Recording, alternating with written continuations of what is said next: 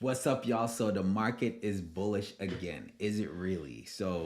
I talk about this today, and I've been saying this, right? So as far as we are in a bullish week, right? So today we see the drawback, which we played puts all day today, as far as all three trades that I call us, which I'm gonna go over in a little bit. Those were all puts, but I told everyone, hey guys, we are in a bullish week, set up to either consolidate during this month or we can push up and then fall back down. Okay, so we are overall in a bearish market. Okay, on a higher time frame. When I say higher time frame, on a monthly time frame, on a 3 month time frame, we are in a bullish market. Now some of these stocks can consolidate over the next few weeks or this week going into the next week, and then we start pulling back again. It all depends. Everything is playing out. I'm going to show you some news as well, all that stuff. So I'm going to go ahead and show you my screen, and let's jump right into the meat of everything. So right here, guys, we could see that we had news, and the news, I mean, today wasn't bad, right? News wasn't bad today. We had news come out at 8 o'clock today, which were durable goods, and didn't really affect the market as much, right? Tomorrow we will have news, which is going to be FOMC minutes at 2 o'clock, and then later on in the week we will have CPI later on in the week. But what the big news was about was Trump talking about, all this stuff about what he would do to Iran. And you could see the news right here. And even over here, it says the US and Iran agreed to a 2 week ceasefire as Trump seizes diplomatic off ramp. Right? So you could tell right there that that is going to push the market up. It doesn't necessarily mean that we're bullish for the next 2 weeks. We can run as we get closer, right? We can pull back depending on what happened. Also, we could have something happen the next week or so where somebody says, you know what, F the ceasefire. We're gonna go ahead and don't agree to this anymore because somebody might say something wrong. So all type of stuff can happen at this point, but we are going to play what the charts are giving us. So as far as what the charts were giving us today we took puts. This is a daily candle on QQQ.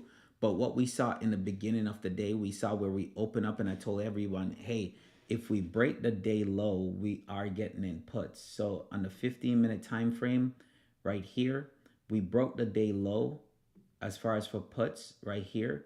And then technically, let me go to a 5-minute chart, because on the 5-minute chart, it will show.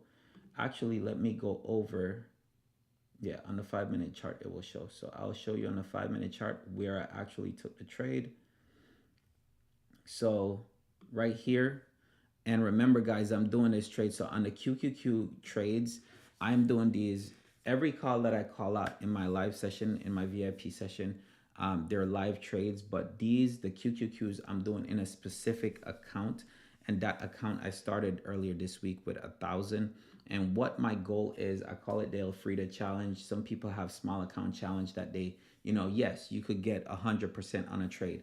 My thing is to be consistent, just showing you how you could take 10% from the market every single day, and that you could wake up any day and take 10% out the market because you know what you're doing, you know what you're looking for. Now, even though the trade that we did, I took 10, little under 10% on this trade because of the pullback, but on the main account, I took over 30%. Some people took more, as you could see the drop right down there. The trade went for 100 and something percent. As far as I think it was 130% it went for, right? But let's be transparent right here. As you could see today, it was plus 95. I'm only trading with $1,000 per trade. So once we saw the break, I saw the break of the day right here on the first 5 minutes, and I told everybody, hey, let's wait for confirmation, which we did pull back. But once I saw where we reject off the VWAP and then break this 5-minute low, that's when we got in the trade, right? We bounced around for a little bit right here. The contracts weren't moving as much. But once we came in right here, we spiked down right here. And that's where I was able to take the profit right here, right? On this trade right here, I took the profit right here. And that was, it went up to like 17%. But at the time when I did that, I was just moving my trail stop. Okay. So my trail stop, I was moving my trail stop to make sure that I'm above the 10%. And then whatever else, because I expected QQQ to drop more. But at the end of the day, being transparent with everything and being consistent, because that's the whole point, is being consistent. So started with $1,000 2 days ago. Account is up 225. I'm gonna continue with that. So that's the only trade that I show here as far as the small account challenge, because I'm actually literally showing you on the screen while we're trading. So that was a QQQ trade. I called out two other trades today. Those trades were Palantir. So let's go to Palantir and I'll show you. Palantir, we did puts as well on Palantir. So let me just do this right here. So Palantir, we did puts on Palantir. Now, same thing with Palantir. Saw the break to the downside on Palantir, but I told everyone, hey, there's no way I'm going to short Palantir um, on puts when the 15-minute is hitting on the 200. So I told everyone, hey, even though we could have got a better entry by the break of here, there's no reason why I'm going to take a trade, because if it had bounced back and then when I'm doing my journaling, I look back and say, all right, why did you take the trade? Well, it broke the 15 to the downside, it broke the day to the downside, but well, why did you lose, or what happened? What else was there? Oh, it was hitting the 200. It was hitting a major support, something that it could bounce off of. So why take the trade? So I told everyone, hey, what we want to see, or what I want to see before I get in the trade, I want to see a break of the 200 and a close below the 200. Once we close below the 200, I told them I want us to close below the 200 and below the support line right here. Once we close below the support line, this candle happened. I want to see this new candle, the 15-minute candle, come up and test or reject off the 200 and break to the downside, right? So it didn't come all the way up, but once we broke right here, I call the puts and we definitely took it down. I got in late for this. My wife, I got in late. She's the one that take the trades on that part. So got in late on this one because I also called Microsoft at the same time. So with this one, took it all the way down to support. Right at support, I said, hey guys, we're hitting on support. Make sure you're taking profit because the 15-minute is about to close soon. We can bounce up and then continue down, but we want to make sure that we're taking profit. Everyone took profit right here. We took about, I think, a little over 15% on this trade right here as far as Palantir. Now, Microsoft had the same setup. A little bit different, but Microsoft had a similar setup. Now, with this, I was bullish on the day once we break the day on Palantir. One of the things that I told everyone about, though, I said, guys, we are bullish on the week. And if you look at the weekly on Palantir, we already had broke the week to the upside and we need to continue to go to the upside. So I told everyone, hey guys, we are going to go up regardless. So we want to make sure that we're taking profit. We could be hitting support. Something could come in where news come in, because again, we were waiting on to see what President Trump does as far as the whole concern with Iran. So he could just tweet something and all of a sudden the market pop back up. So knowing when to take profit is key as well. So on Microsoft, it's the same exact thing that we were looking at, but Microsoft didn't break the weekly yet. I told everyone I'm looking at Microsoft for Microsoft to break the week, which we are breaking the week right now. Okay, and I'm going to go over Microsoft a little bit as far as with Microsoft. So today, similar setup as far as today. So I waited on Microsoft, saw that we broke the first 15, but we didn't break the day low. So I wasn't really interested unless we break that day low. Once we broke the day low to the downside, we got in on this trade and we took 30%. We took profit right at the support line right down here. So 30% we took on this trade. We popped right back up afterwards and then pushed down to create a bullish divergence on the 15-minute. Now, by that time, I'm already done for the day. But if you're still trading, there's certain things that you have to look for. We have a lower low right here followed by a higher low right here on our oscillator, right? We have higher low right here. So that's a bullish divergence setup, right? So we had a bullish divergence setup on a 15-minute. Perfect candle as far as right here. You're talking about a hammer right on the 200 as well as far as support. So taking this trade was a no-brainer if I was still trading. But by then, you're talking about this is 11 o'clock. I'm done trading for the day, right? Sometimes over trading is a killer, right? So for me, we only take 3 trades for the day. That's it. Once we take 3 trades, we're done. And I don't care what the market does afterwards. Now, at the end of the day, I'll look into taking trades at the end of the day, but that's completely different. I'll look for swing opportunities, which at that point I did look at some swing opportunities for the day at the end of the day. And I said, you know what?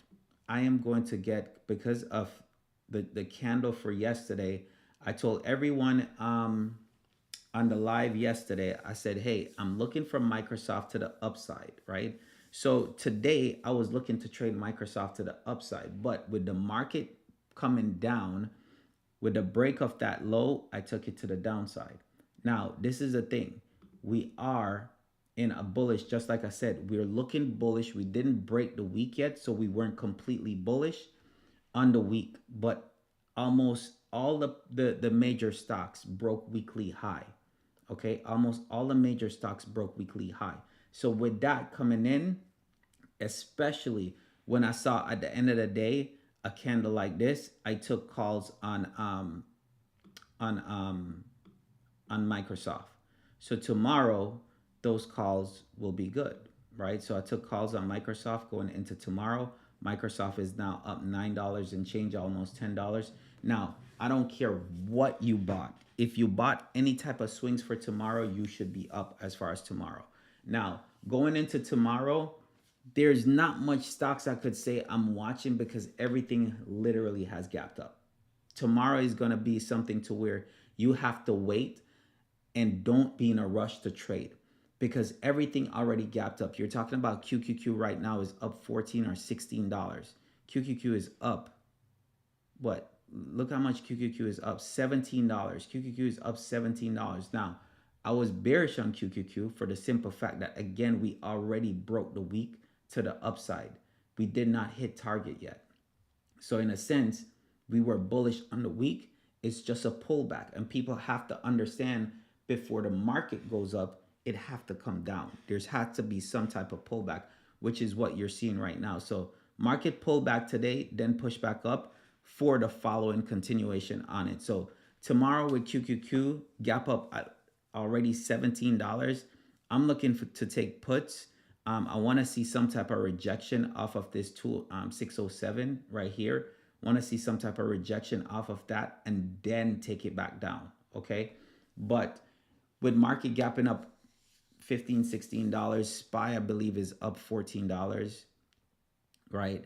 All these stocks are already up crazy amount. Right. Crazy amount. Every single thing that if you could basically close your eyes and took a call and you will be profitable tomorrow, right? So going into tomorrow, guys, it's more of you waiting. Yeah, so there you go. We're up $14 on SPY right now. So going into tomorrow, guys, it's best if you wait on your trade, right? Wait on your trade to see what's going on before you actually take your trade. Is this showing that we're breaking monthly high? No, we're not breaking monthly high. We're right here. Okay, so and then look where the line is at 93. We have resistance right here at 680. Right, so I have a downtrend line on SPY right here. So we can come and test right here at 680 and reject off of that and come all the way back down. Okay, like I said, we are in a bearish move right now.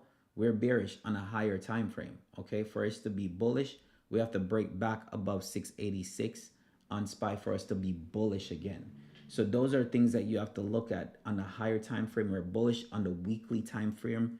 On the higher time frame, we're bearish. On the weekly time frame, we're bullish. On the daily time frame, don't care. Just looking for opportunities. If you're day trading, look for your opportunities. Wait for the setup. Remember again, guys, do not rush, right? Do not rush into trades. Do not fall for FOMO. Wait for your setup, right? Do the proper risk management and you should be fine. As far as tomorrow for trades, I really don't have anything as far as everything already gapped up. So everything that I was looking at, they already gapped up. We're in calls on some of these. We're in swings. Starbucks right now. I could show you some of the swings that we actually called in our group. We call Starbucks swing. If you look at the setup on Starbucks, Starbucks hit target, right? Starbucks hit our first target. Starbucks still can pull. Starbucks is already up $1 on the day going into tomorrow. We also call Cisco. Is it Cisco? Yeah, we also call Cisco, right? Cisco is up already as well. So Cisco, great move to the upside. Cisco is in an uptrend. You see my channel right there. Cisco is in an uptrend. So great move on those as far as those. And then we have a couple more swings that I'm not going to say because they didn't play out as much. Not yet. I have to look at them. I'm going to be real. I'm going to be real. My wife called the swing trades. I do the day trades. But apart from that, guys, go ahead, drop a like. Make sure you subscribe. If you're finding value to what I'm giving you guys, drop it in the comments. But apart from that, if you want to come trade live with me, be more than happy to jump in our Discord. Our Discord is free, right? Our Discord is free to come in and join. We give a lot of value as far as that. We have a lot of things that you could download as well to learn how to trade if you're new or you're a beginner to trade in. But apart from that, if you want to trade live with me, you could join the Discord, but then you have to join VIP. You have to upgrade to the VIP where we trade live every single day from 9:30 to 11 o'clock. Today we was done by like 10:15 or so, but 9:30 to 11 o'clock is when we trade every single day. And we also give you swing trades. And on top of that, we're doing the Elfrida challenge, which is what we're doing as far as QQQ, where I take trades every day on QQQ. So I'm always looking for the setup on QQQ, just being patient, waiting for the setup, and then take the trade. And you could take that trade with me as well. So, all right, guys, that's it for tonight. I'll see you guys tomorrow on the next nightly recap.